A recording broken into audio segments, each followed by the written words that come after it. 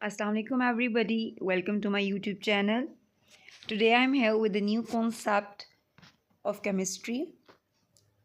आज स्टूडेंट्स जो हम स्टडी करेंगे वो कुछ बेसिक डेफिनेशंस हैं, बेसिक टर्म्स हैं केमिस्ट्री की, जिनको समझना बहुत ज़रूरी है। उन टर्म्स में सबसे पहली टर्म जो आज हम स्टडी करने जा रहे हैं दैट इज़ आइसोटोप। आइसोटोप किसे कहा जाता है? तो जी एक ही एलिमेंट के वो एटम्स, ठीक है, ये ज़हन में रखिएगा कि सेम एलिमेंट है, एक ही एलिमेंट के एटम्स जिनका एटॉमिक नंबर सेम होगा लेकिन इनके एटॉमिक मैसेज डिफरेंट होंगे, उनको आइसोटोप्स कहा जाता है। एटॉमिक नंबर सेम होने का मतलब है कि इनमें नंबर ऑफ प्रोटॉन सेम होंगे। एटॉमिक मैसेज डिफरेंट मतलब कि प्रोटॉन्स तो अब देखिए सेम है, लेकिन क्या चीज़ डिफरेंट होगी, इनमें न्यूट्रॉन्स की जो तादाद है वो इन एलिमेंट्स में, इन एटम्स में डिफरेंट होगी। तो एक ही एलिमेंट के एटम्स जिनका एटॉमिक नंबर तो सेम है लेकिन एटॉमिक मैसेज डिफरेंट है। फॉर एग्ज़ाम्पल सबसे जो मोस्ट कॉमन एग्ज़ाम्पल है वो है जी हाइड्रोजन की। हाइड्रोजन के जी हमारे पास 3 आइसोटोप्स होते हैं, प्रोटियम, ड्यूट्रियम एंड ट्रीटियम। पहला अगर हम देखें तो देखिए आपको नीचे 1 नज़र आ रहा है और ऊपर भी 1 है, मतलब एटॉमिक नंबर भी एक है, एक ही प्रोटॉन है, और एटॉमिक मैस भी एक है, मतलब इसमें एक न्यूट्रॉन क्या है, इसमें न्यूट्रॉन है जी 0, राइट। इसी तरह जब हम बात करते हैं ड्यूट्रियम की, एटॉमिक नंबर देखें इसमें भी 1 है, एक ही प्रोटॉन है, लेकिन एटॉमिक मैस है जी 2। एटॉमिक मैस 2 मतलब कि एक तो प्रोटॉन है और बाकी एक क्या है जी न्यूट्रॉन, तो इसमें क्या है, एक न्यूट्रॉन है।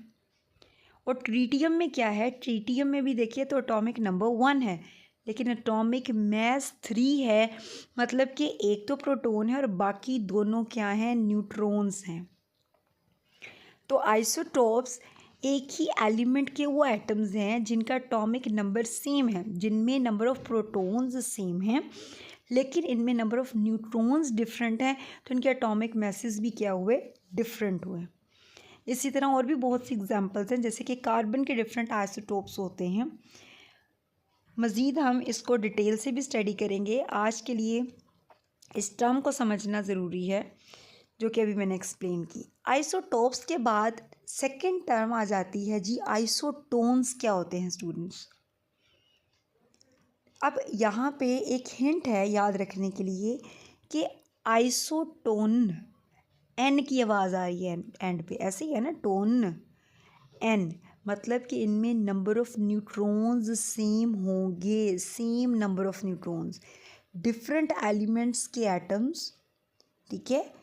अब ये ज़हन में रखें कि डिफरेंट एलिमेंट्स के एटम्स जिनके नंबर ऑफ़ न्यूट्रॉन्स क्या हैं, सेम होंगे, लेकिन नंबर ऑफ़ प्रोटॉन्स क्या होंगे, डिफरेंट होंगे, मतलब कि इनके एटॉमिक नंबर्स डिफरेंट है, ठीक है, लेकिन नंबर ऑफ़ न्यूट्रॉन्स इनमें, अब ये नहीं हम कह सकते एटॉमिक नंबर डिफरेंट और एटॉमिक मैसेज सेम है, नहीं, इनमें नंबर ऑफ़ न्यूट्रॉन्स सेम होते हैं, ठीक है।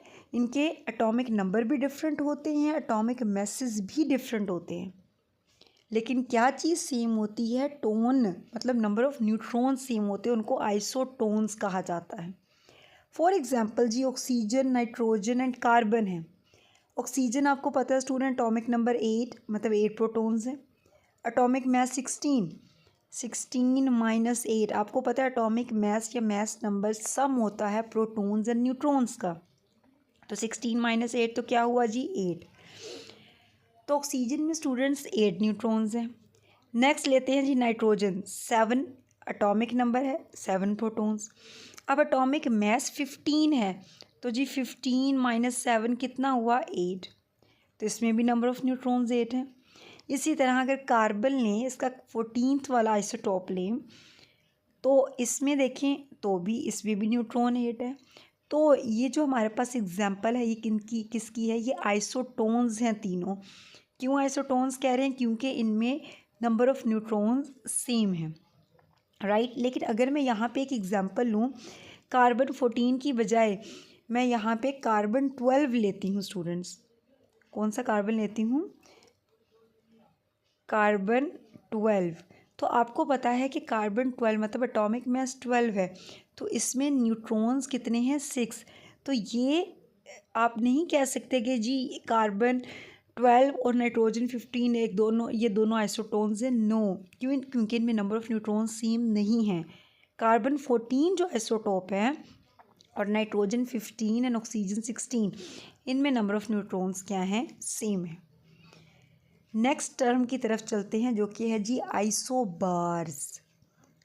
अब स्टूडेंट्स बार, इसके लिए भी हिंट है याद रखने के लिए। बार, भार होता है ना, भार वज़न, भारी, मतलब कि ऐसे एटम्स, डिफरेंट एलिमेंट्स के वो एटम्स जिनका एटॉमिक मास सेम हो, मतलब एक ही तरह, एक ही जितने भारी भारी हों, तो वो होंगे आइसोबार्स। ये याद रखने के लिए सिर्फ कि ऐसे एटम्स जिनका मास नंबर क्या है? सेम है। Number of protons and neutrons मिलके मास नंबर बनाते हैं ना, तो वो सेम है। लेकिन डिफरेंट क्या है जी? इनमें एटॉमिक नंबर्स डिफरेंट हैं, नंबर ऑफ़ प्रोटॉन्स डिफरेंट हैं, प्रोटॉन्स क्या हैं इनमें? डिफरेंट हैं।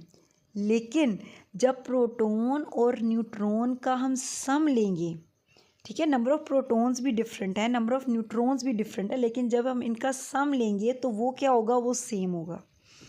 ऐसे एटम्स को क्या कहते हैं? आइसोबार्स कहा जाता है। फॉर एग्ज़ाम्पल, ये एग्ज़ाम्पल मैंने जैसे यहाँ पे मेंशन किया जी, आर्गोन 18 एटॉमिक नंबर है, 40 एटॉमिक मास है। अब देखिए प्रोटॉन्स कितने हैं? 18। न्यूट्रॉन्स कितने हुए? 40 माइनस 18 तो कितने हुए? 22। इसी तरह पोटेशियम 40 ले लें तो प्रोटॉन्स तो 19 हैं, न्यूट्रॉन्स 21 हैं। सही है। इसी तरह कैल्शियम ले लें तो इनमें क्या है? 20 प्रोटॉन्स हैं, 20 न्यूट्रॉन्स हैं। अब इन तीनों में अगर आप देखें, आर्गोन, पोटेशियम, कैल्शियम, तीनों में प्रोटॉन्स भी डिफरेंट हैं एक दूसरे से, न्यूट्रॉन्स भी डिफरेंट हैं, लेकिन जो सम है प्रोटॉन्स और न्यूट्रॉन्स का, वो तीनों केसेस में क्या है? 40 40 40। तो इसलिए ये तीनों क्या हैं? आइसोबार्स हैं। Clear is that? इसी तरह कार्बन 14 एंड नाइट्रोजन 14, इनको अगर हम देखें तो कार्बन क्या होता है? 6 14, नाइट्रोजन 7 14। ऐसे ही है ना? तो इसमें आप देखिए 6 प्रोटॉन्स हैं एंड 8 न्यूट्रॉन्स हैं, जो कि मिलके कितने हो गए? 14। और इसमें क्या है? नाइट्रोजन में 7 और 7 14। तो इनमें क्या है? Sum of protons and neutrons same है, मतलब कि मास नंबर्स दोनों के सेम है, तो इसलिए ये क्या होंगे? आइसोबार्स होंगे। क्लियर है जी ये कॉन्सेप्ट भी? नेक्स्ट चलते हैं। नेक्स्ट है जी आइसोस्टर्स। ऐसे मॉलिक्यूल्स जिनमें नंबर ऑफ एटम्स सेम हो और नंबर ऑफ इलेक्ट्रॉन्स भी सेम हो, उनको आइसोस्टर्स कहा जाता है। नंबर ऑफ़ एटम्स भी मॉलिक्यूल्स में सेम है और नंबर ऑफ़ इलेक्ट्रॉन्स भी अगर सेम है तो आइसोस्टर्स हैं। फॉर एग्जांपल, नाइट्रोजन है और कार्बन मोनोऑक्साइड है। अब देखिए नाइट्रोजन कितने एन है? 2 एन है, मतलब कि क्या हुए? 2 एटम्स हैं। इसी तरह कार्बन मोनोऑक्साइड अगर देखिए तो एक कार्बन है, एक ऑक्सीजन है, तो क्या हुए? 2 एटम्स। दोनों में नंबर ऑफ़ एटम्स क्या है? सेम है। अगर मैं नंबर ऑफ़ इलेक्ट्रॉन्स की बात करूं तो हमें पता है बेटे कि नाइट्रोजन का एटॉमिक नंबर होता है 7, मतलब 7 प्रोटॉन्स होते हैं। और आपको ये भी पता है कि किसी भी एटम में जितने प्रोटॉन्स हों उतने ही क्या होंगे? इलेक्ट्रॉन्स। एक नाइट्रोजन के पास 7 इलेक्ट्रॉन्स हैं, 2 नाइट्रोजन है तो कितने हो गए? 14 इलेक्ट्रॉन्स। इसी तरह अगर कार्बन देखिए तो कार्बन का एटॉमिक नंबर होता है 6 इलेक्ट्रॉन्स हुए। ऑक्सीजन का एटॉमिक नंबर होता है 8, मतलब 8 प्रोटॉन्स हैं और 8 ही क्या हैं? इलेक्ट्रॉन्स। तो इसमें भी टोटल कुल मिला के कार्बन मोनोऑक्साइड के भी हुए 14 इलेक्ट्रॉन्स। तो अगर देखा जाए तो N2 नाइट्रोजन मॉलिक्यूल और कार्बन मोनोऑक्साइड दोनों में नंबर ऑफ़ एटम्स भी सेम है और नंबर ऑफ़ इलेक्ट्रॉन्स भी सेम है, तो इसलिए ये दोनों क्या होंगे, आइसोस्टर्स होंगे। मतलब कि वो मॉलिक्यूल्स जिनमें नंबर ऑफ़ एटम्स भी सेम हो और नंबर ऑफ़ इलेक्ट्रॉन्स भी सेम हो, उन्हें आइसोस्टर्स कहा जाता है। नेक्स्ट आ जाती है जी हमारे पास आइसो इलेक्ट्रॉनिक स्पीशीज़ क्या होती हैं। ऐसी स्पीशीज़ इलेक्ट्रॉनिक मतलब कि यहाँ कोई इलेक्ट्रॉन का जिक्र होने वाला है। आइसो इलेक्ट्रॉनिक मतलब कि इनमें नंबर ऑफ़ इलेक्ट्रॉन्स सेम होंगे। ऐसी स्पीशीज़ जिनमें नंबर ऑफ़ इलेक्ट्रॉन्स सेम होंगे वो आइसो इलेक्ट्रॉनिक स्पीशीज़ हैं। ठीक है। हाँ, अगर नंबर ऑफ़ इलेक्ट्रॉन्स भी सेम है, नंबर ऑफ़ एटम्स भी मॉलिक्यूल्स में सेम है, तो वो क्या होंगे, आइसोस्टर्स हैं। समझ आ रही है बात। लेकिन अगर हम नंबर ऑफ़ इलेक्ट्रॉन्स की बात कर रहे हैं, अब अगर हम आयन ले रहे हैं, ठीक है, तो उनको हम आइसो इलेक्ट्रॉनिक का नाम दे रहे हैं। आइसो इलेक्ट्रॉनिक स्पीशीज़ कह रही हैं ऐसे आयन्स, ऐसी स्पीशीज़, ऐसे एटम्स जिनमें नंबर ऑफ़ इलेक्ट्रॉन्स क्या हैं, सेम है। फॉर एग्ज़ाम्पल, अब यहाँ पे हमने एग्ज़ाम्पल दिया जी Na positive, Mg2 positive and F negative. इन तीनों में क्या है जी, नंबर ऑफ़ इलेक्ट्रॉन्स सेम है। सोडियम आपको पता है एटॉमिक नंबर सोडियम का होता है जी 11, मतलब 11 प्रोटॉन्स हुए और 11 ही क्या हुए, इलेक्ट्रॉन्स। जब Na पॉजिटिव है, मतलब कि पॉजिटिव का मतलब है एक इलेक्ट्रॉन कम हो चुका है, तो क्या हो गए, 10 इलेक्ट्रॉन्स। ऐसे ही है। अब मैग्नीशियम अगर हम लें तो मैग्नीशियम का एटॉमिक नंबर होता है 12, मतलब 12 प्रोटॉन्स और 12 ही क्या हुए, इलेक्ट्रॉन्स।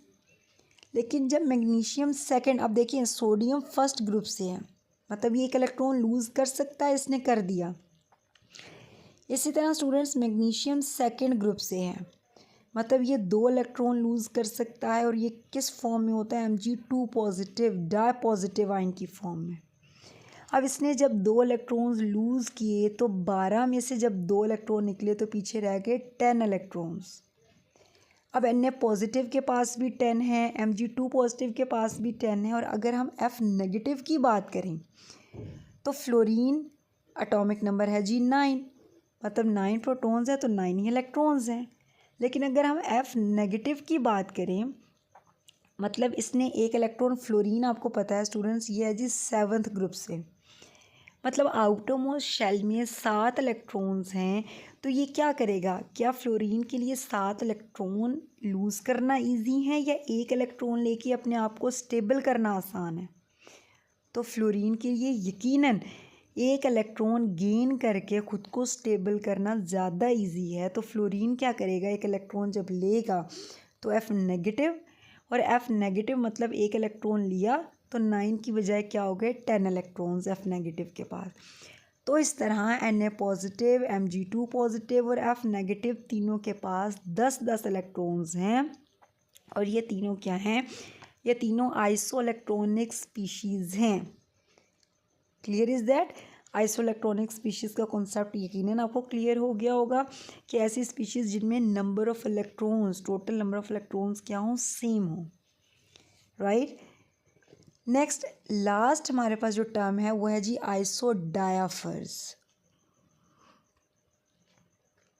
आइसोडायाफर्स किन्हें कहते हैं, ऐसी स्पीशीज़ जिनमें आइसोटॉपिक नंबर जिनके सेम है। ठीक है, मतलब ऐसे होते हैं ना कुछ एलिमेंट जिनके 2 आइसोटॉप्स होते हैं, उनके कुछ होते हैं जिनके 3 आइसोटॉप्स होते हैं।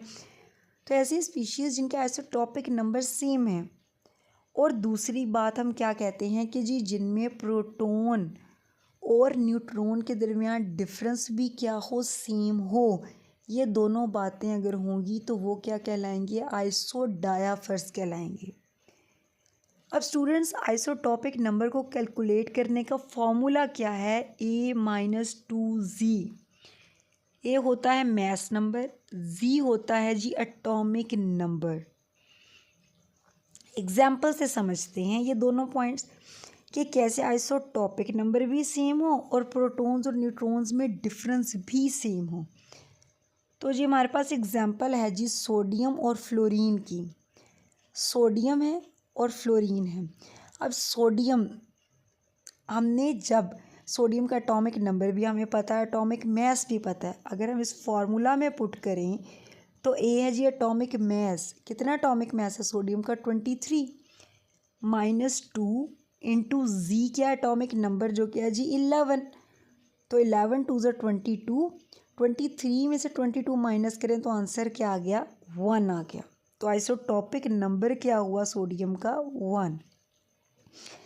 इसी तरह स्टूडेंट्स फ्लोरीन का देखें तो फ्लोरीन का एटॉमिक मास है जी 19 -2 इंटू एटॉमिक नंबर है जी 9, तो आंसर क्या आया 1।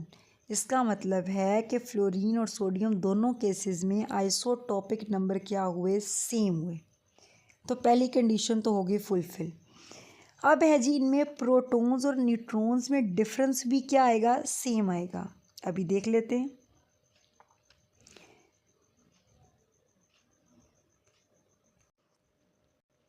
अब अगर आप बेटे सोडियम की बात करें तो सोडियम में क्या है जी, सोडियम में नंबर ऑफ़ प्रोटॉन्स हमें पता है कितने हैं 11, एटॉमिक मास या मास नंबर है जी 23, तो नंबर ऑफ़ न्यूट्रॉन्स कितने हुए 23 - 11 इज इक्वल टू 12। तो डिफरेंस क्या होगा न्यूट्रॉन्स 12 और प्रोटॉन्स के दरमियान किसके इक्वल होगा 1 के इक्वल। अगर हम फ्लोरीन की बात करें तो फ्लोरीन का एटॉमिक नंबर है 9, मतलब प्रोटॉन्स हुए 9, एटॉमिक मास है 19, मतलब कि मास नंबर अगर 19 है तो न्यूट्रॉन्स कितने होंगे 19 - 9, क्योंकि मास नंबर सम होता है ना प्रोटॉन्स और न्यूट्रॉन्स का। तो इन टोटल में से प्रोटॉन अगर माइनस करें तो बाकी क्या बचे न्यूट्रॉन्स, तो 10 के आगे न्यूट्रॉन्स। तो अगर हम इनका डिफरेंस लेते हैं 10 - 9 तो इज़ इक्वल टू 1। तो इसका मतलब ये हुआ कि सोडियम और फ्लोरीन दोनों में जो डिफरेंस है प्रोटॉन्स और न्यूट्रॉन्स के दरमियान वो क्या है 1 है। तो इस तरह पता चला कि इन दोनों में आइसोटॉपिक नंबर भी सेम है और प्रोटॉन्स और न्यूट्रॉन्स में डिफरेंस भी क्या है सेम है। तो ये क्या हुए आइसोडायाफर्स हुए। तो इस तरह आज हमने कुछ बेसिक टर्म्स को एक्सप्लेन किया, isotopes, isotones, isobars, isosters, iso electronic species and isodiaphers. Hopefully आपको ये सारी टर्म्स समझ आ गई होंगी। अगर कोई पॉइंट समझ नहीं आया तो आप कमेंट बॉक्स में ज़रूर कमेंट कीजिएगा। अगर कोई पॉइंट अच्छा लगा है तो वो भी ज़रूर बताइएगा एंड मेरी वीडियो लाइक करना मत भूलिएगा। और अगर वीडियो अच्छी लगे तो उसे शेयर भी कीजिएगा और मेरा चैनल सब्सक्राइब करना मत भूलिएगा। Thank you so much. अल्लाह हाफ़िज़।